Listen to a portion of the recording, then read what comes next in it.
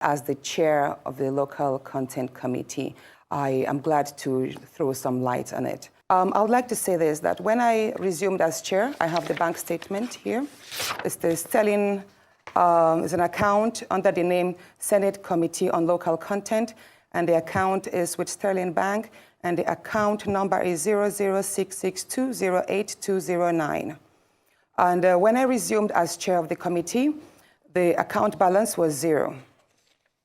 And then gradually, at the time I handed over to the next chairman, the account had 13,649,335 naira and 4 kobo.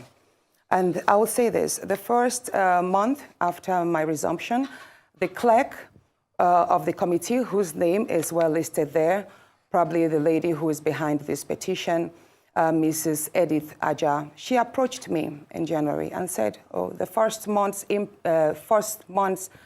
payment has gotten in. And I was like, what do you mean by that? She told me that every month, every committee in the National Assembly receives 950,000 naira as running or operational costs.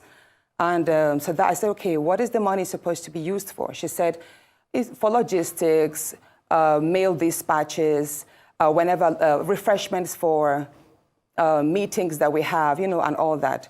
I said, okay, so if 950,000 naira has hit the account, we are yet to call for any meeting, so I think leave that money there, or is there a problem? She said, yes, the trend or the norm is that if there is no event or happenstance that utilizes the money, we are supposed to share the money. I said, how do you mean? She said, the money is usually shared. I, as the chairperson, I would take a part of it. I'll give some to my deputy, and the rest of the money will be shared amongst the staff of the Local Content Committee. And I was like, did you say that is what happens? She said, yes, that is what my predecessor did, and that is what happens in all the committees in the National Assembly. I said, well, you know what?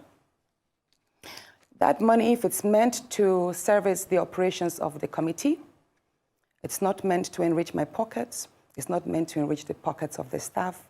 I would not want to collect this so-called impress. So I would advise that you keep that money in the account, and we build the money, we use it for whatever it's needed. If we have to buy office equipment, print stationaries, then we use that money.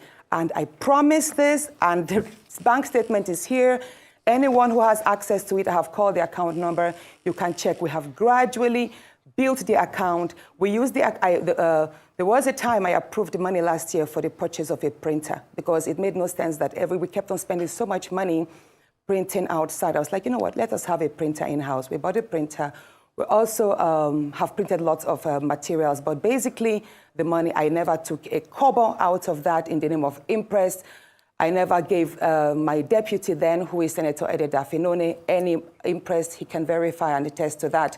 Neither did I allow any of the staff to take any money, because that is taxpayers' money, and the money was meant to service the office. Now, the second allegation there is that, oh, but by the way, it would impress you to know that ever since I left office, the money has been withdrawn by the clerk. About 5 million was withdrawn. And 2 days after my removal again, 4.9 million was withdrawn. So as at today, okay, the bank, that account that had 13 million has only 123,000.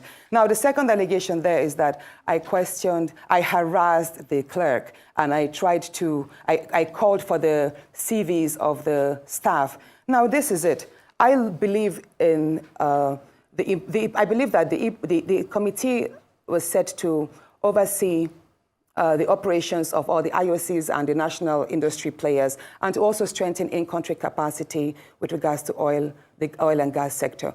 So such a committee needs the services of lawyers and auditors, because we have to look at a whole lot of accounts and how monies are being spent, monies that are due to strengthen the educational and training sectors, how they are being spent. So one thing, again, the clerk told me was that we needed to deploy the services of an external consultant.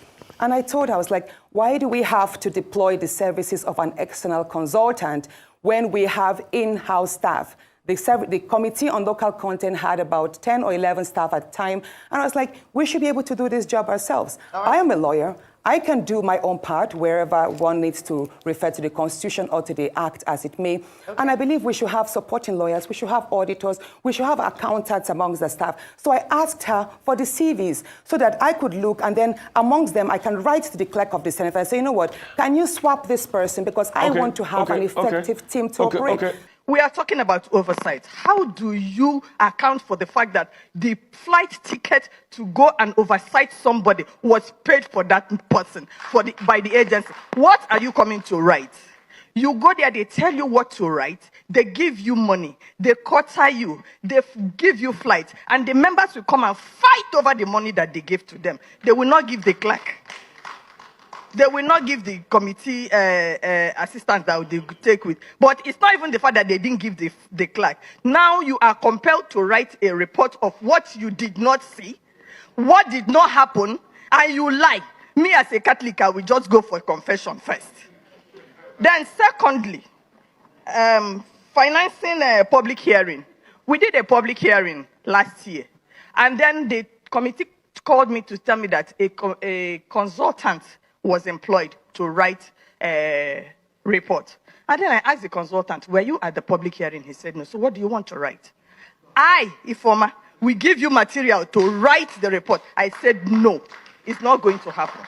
I will not work with you. I put my feet down and I told him I'm not going to work with you. And I sat down because they are looking at us as if we do not have capacity. Me, I'm just 2 steps out of National Assembly for retirement. So right now, my mother says she's not dancing so that people will give her money. It's so that they will see me. So I will say what I want to say. I sat down and I did a proper report of that public hearing. And I took it to the chairman. I said, this is the report. And they were looking at me like, you mean it? I said, yes. Oh, no, you have to change. I said, no, this is what happened. If you want to change it, you now go ahead and change it. But the original report is in my system. I don't use secretaries. I type my report myself. So if they want to change it, they should go ahead and change it. I am waiting. Then we are talking about punishing MDAs. They will come on TV and they will say, this erring MDA did this. All the atrocities that have been committed in the National Assembly, who punished them? We don't follow the budget process the way it is. They will budget money for instance, staff budget, money for training, money for clinic, money for sports, money for books, money. They collapse it. It is in the National Assembly I say hearing about collapse. What is collapse? Sir, both of you know what collapse is. Collapse. The money, now, allowances that are budgeted for National Assembly staff is collapsed. So, we as citizens, because we are still citizens, first, before we became National Assembly staff, and then you have no power to even go and hold a press conference because we are sworn to oath of silence. So I can't even tell the world how I feel. Allowances that we are constitutionally, even, I put it in the Constitution this time, statutory allocation to the National Assembly staff, they collapsed it till now. Some people have retired. It takes over a year, 2 years for them to pay the National Assembly staff their retirement benefit before you start talking of pension. Go and see them. They look like scarecrows. Our former colleagues call us, direct us to beg for money for fuel. They are coming to the National Assembly. You see them standing at the junction into the National Assembly. They can't afford to fuel their cars. So apart from what the Constitution says, themselves, who is looking at the one they are collapsing and chopping? They chop their own, they chop our own. Why am I mad? I am mad because we talk, we don't do. I am mad because nobody listens. Our legislators are not here. We are talking to ourselves. Now we don't have the power to do nothing of all the things we talk about. 2 things.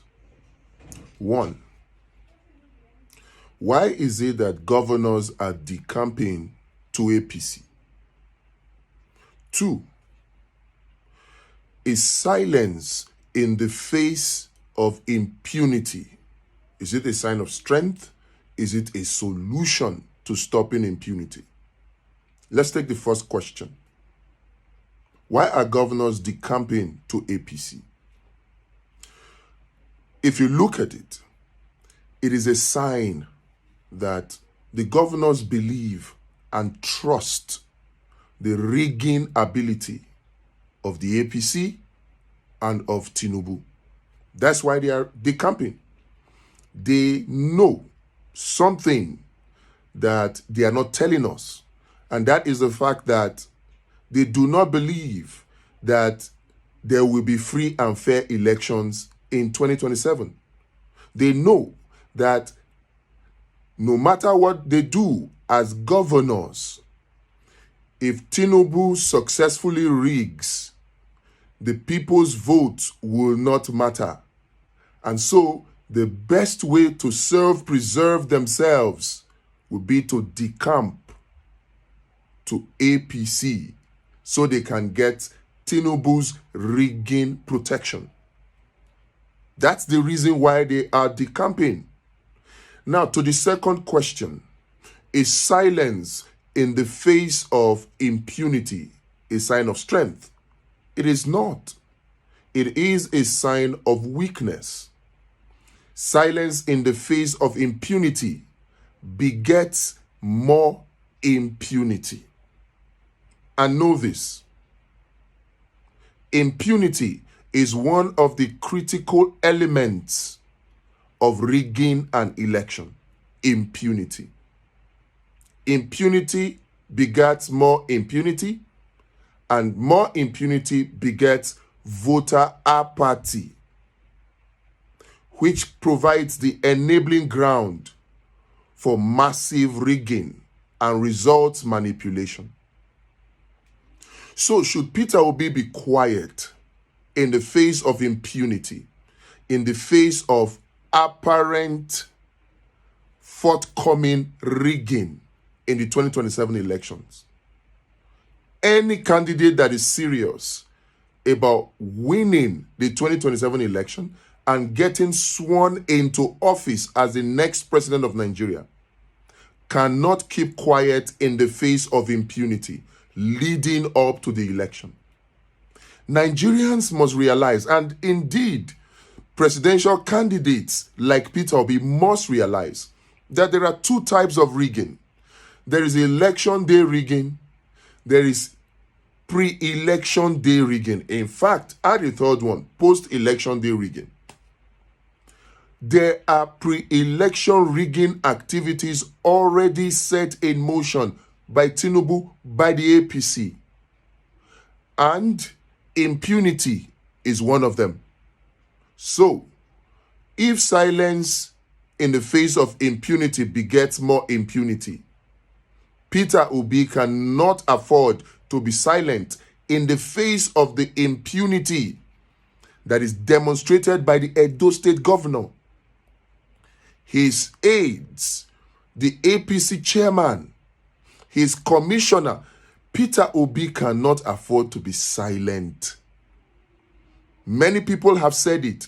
Actions need to be taken. Although the preponderance of opinion seem to be in support or focused on the fact that a governor has immunity, yes, from criminal prosecution.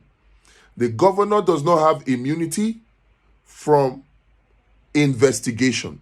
He does not have immunity from even civil lawsuits against him. He doesn't have. Immunity only covers criminal prosecution. Now, a lot of people have focused on this immunity thing to make it look as if there is nothing that can be done against a governor. Silence against Okpebholo, Monday Okpebholo, the governor of Edo State, is giving in to impunity. Silence against the governor of Edo State, that is second in line, in fact third in line to the governor of Benue and even the APC publicity secretary. Silence in the face of their impunity is throwing your hands in the air to say we accept the rigging of 2027. Silence begets more impunity. And if impunity is one of the critical ingredients of rigging, how can we allow it to go unanswered? The impression that has been created is that Peter Obi has no option. He has to play it calm. Even when we say sue, many are saying, okay, don't sue. He's a gentleman. This is not the time to be a gentleman, please. There are 5 options available to Peter Obi. 5 options that simply taking those 5 options and exploring them will serve as a deterrence to impunity and therefore weakening any rigging machinery for 2027. The 5 options. This is not the time to worry whether or not APC or Tinubu is in charge of the judiciary or the security agencies. This is not the time to worry about that. Well, Tinubu can be in charge of the judiciary. He can own it, like Wike used to brag about. Tinubu can own the security agencies. But you see, these 5 options, if Peter Obi engages in them, it won't matter that Tinubu is in charge of the judiciary or the security agencies. It won't matter. What are the 5 options? Let me maintain or reiterate so that it becomes crystal clear that the worry that people have about these 5 options, about engaging the judiciary, about engaging the security agencies, the worry that people have that nothing will come out of it, yeah, it may be genuine. But you see, in this instance of the impunity of the Edo governor, his commissioner, and his APC state chairman in Edo, the impunity, if Peter Obi simply just engages these 5 options, even if nothing comes out of it, it will serve as a deterrence. What are these 5 options? Number 1, Peter Obi must do a petition to the Inspector General of Police. He must do a petition. It is not enough that we come on social media to vent, to do a pushback. I appreciate it. It's a wonderful thing, but it is not sufficient to do the deterrence. Because if we understand the aim of the impunity, we will know and see that simply coming on social media to do a pushback is insufficient. What is the aim? Before we come back to the options, the aim is to strike fear. It is a psychological warfare that the APC, that the Tinubu rigging machine, quote and unquote, have set in motion. It's a psychological warfare to strike fear into the hearts of Nigerians, to make it appear as though the APC or Tinubu and his boys have a monopoly of violence. And why is this important? They understand if people perceive that the elections of 2027 will be violent, they will simply not come out in the election.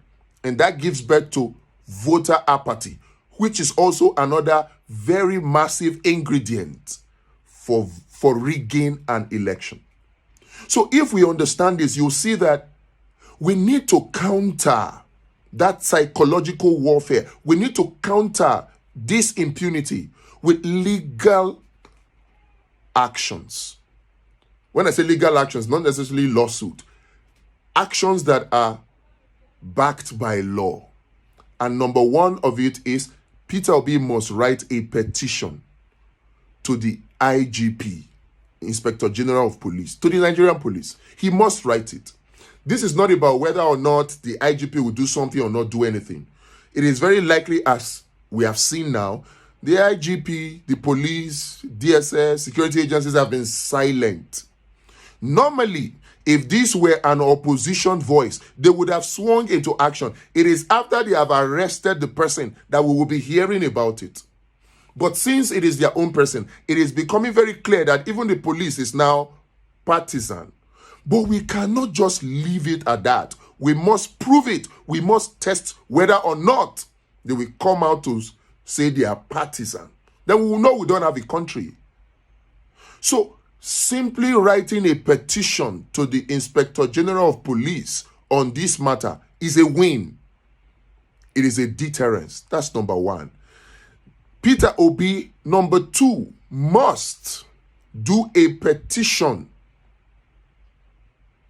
to the Code of Conduct Bureau and Tribunal. What the governor did, what the Edo APC chairman did, what the commissioner did, they are gross violations of the Constitution of Nigeria, and they are also gross violation of the Code of Conduct for public officers in Nigeria. And so, if Peter Obi lets this slide, yes, the Code of Conduct Tribunal is not a Father Christmas. They can't give what is not before it. Then it will simply mean that you have allowed impunity to grow wings. And very soon, it will begin to fly roughshod all over us. So number two, Peter Obi must do a petition to the Code of Conduct Bureau and institute a case at the Code of Conduct Tribunal against the governor. You see, right now, he has immunity. But you see, if his case is successful at the Code of Conduct Tribunal, Governor Monday Okpebholo can be banned from running for a second term. Now, even if he doesn't get that judgment, the simple fact that this case is brought to the Code of Conduct Tribunal is a win for Peter Obi and for democracy, and it will serve as a deterrence for impunity in Nigeria. That's number two. Number three, Peter Obi must approach the Federal High Court in Edo State to seek an enforcement of his fundamental human rights. We have seen what the governor said. It was a campaign-style rally, and in fact, it was a rally, a campaign rally. And the governor said what he said. Even though the governor, through his aide, has come out to say, oh, they quoted me out of context. Take that video as evidence and use it to file a fundamental rights enforcement action, even claiming damages against the governor. Even if nothing comes out of it, simply filing that fundamental rights action is a win. It will serve as deterrence to impunity in Nigeria. That's number three. Number four, they are doing all of this because of local government elections. And what the APC state chairman of Edo State did is a gross violation of provisions in the Electoral Act 2022. It is, in fact, electoral offense, and the punishments there are prescribed. So if Peter Obi allows this to slide, what the governor said, what the commissioner said, what the APC state chairman in Edo State said, it will be feeding impunity fat. It will be providing a fertile ground for successful rigging of elections, not only in Edo State, but in 2027.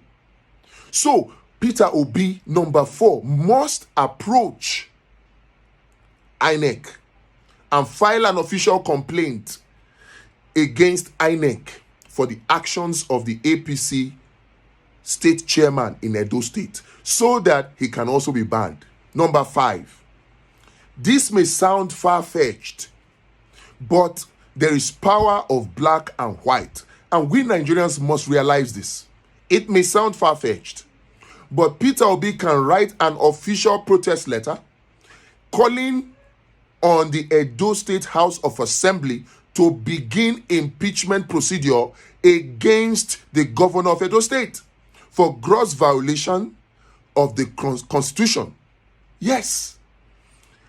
You may say nothing will come out of it, but it will be for the record. And the fact that Peter Obi simply writes that letter to the Edo State House of Assembly, pointing them in a direction that they don't want to turn their eye to, in the direction of the violation of the Constitution, which constitutes gross misconduct on the part of the governor of Edo State, that letter alone, simply writing it, will serve as a deterrence. And then, of course, if properly worded with the right prayers, the Edo State House of Assembly is bound to reply. And we will see where they will hide. Because really, constitutionally speaking, legally speaking, there is nowhere for the governor to hide. Forget all of the explanation that is trying to pay. But you see, these 5 options, if engaged, simply engaging them, is a win for democracy. It will serve as deterrence to impunity in 2027. It will serve as deterrence to rigging in 2027. Again, let me remind you, the reason governors are decamping to the APC is to secure Tinubu's rigging protection in 2027. So if any candidate is serious about defeating Tinubu and getting sworn in, that candidate must plan to counter rigging. Because defeating Tinubu is the easy thing. Getting sworn in, that is where the problem is. Peter Obi, in my opinion, defeated Tinubu in 2023. But is Peter Obi sworn in today? The answer is there for you and I to see. Because we know who the commander-in-chief of the armed forces of the Federal Republic of Nigeria is. It is Tinubu. In fact, he has even bragged about it, that we can talk all we want. He is the president. He will preempt us. He has bragged about that when he was in Benue. And it's something he always says. So defeating Tinubu, that is the easy part. Even though that can only happen in a free and fair election. But you see, getting sworn in, that's where the difficult part is. And any candidate that will defeat Tinubu and be sworn in must plan for rigging. Not plan to join the rigging, because you cannot out-rig Tinubu. It is planning to prevent the rigging that candidates should focus on. And I say it again to Peter Obi and anybody who cares to listen. It doesn't matter whether there is a coalition, whether Peter Obi is in coalition or he gets the ticket for the coalition. Whether Peter Obi is in a coalition or Peter Obi acts alone, if the election of 2027 is rigged, Tinubu continues beyond 2027 as the president of Nigeria. There is nothing the coalition can do if it is planning to rig out Tinubu. You can't rig out Tinubu. The reason why 2015 happened was because you had a Jonathan that was willing to give some element of free hand to INEC to behave the way they wanted. That is not the case with Tinubu. In 2015, you had something that looked like free and fair election. The signs we are seeing does not indicate that 2027, Tinubu intends to allow INEC to conduct free and fair elections.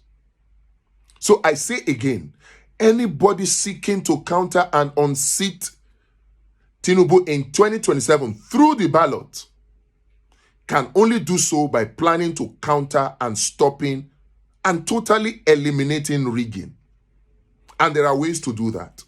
We have solutions. The solutions cannot be dependent on the people that are responsible for the rigging in the first place. This is why I am skeptical about electoral reforms.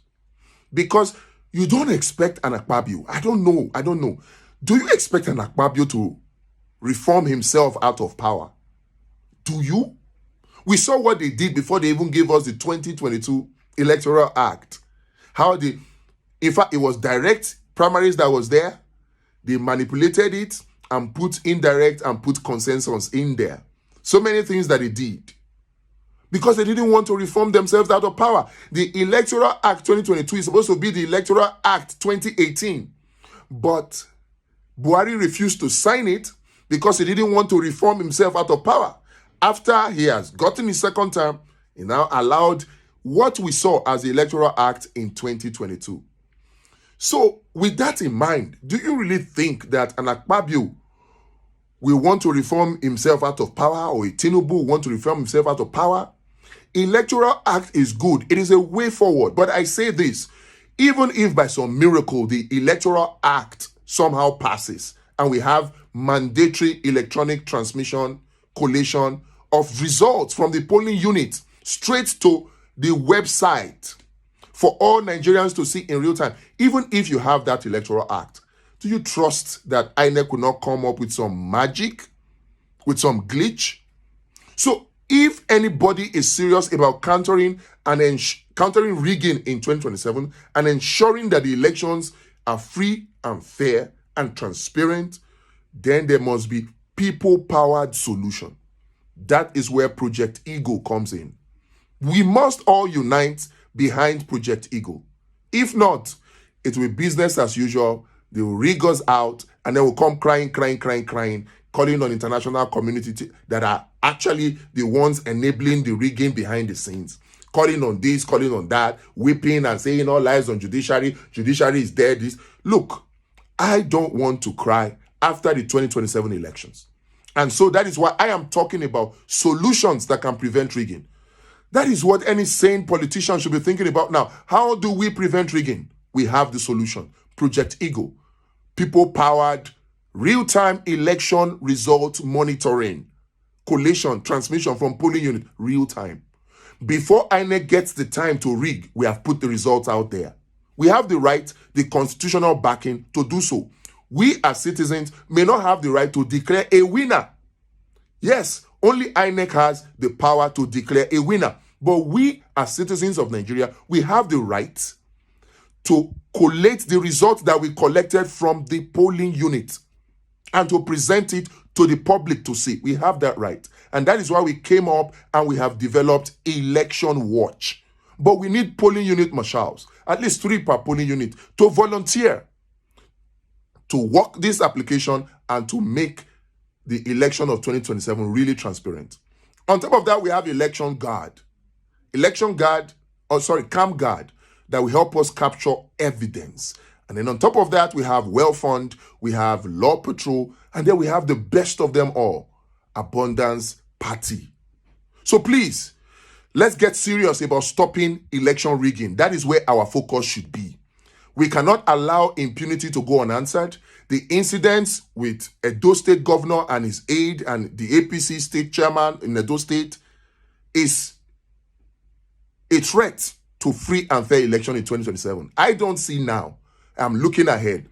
The same thing the governor of Benue did, the same thing Phyllis Monka did. If we do not respond through legally acceptable channels and means, more of this will come. And we may think that we are battling it in the social media, but you see, they are winning the psychological warfare for the hearts and minds of Nigeria. And that is where the real danger is. We must not allow it. Actions must be taken. The 5 options must be explored, must be explored by Peter Obi.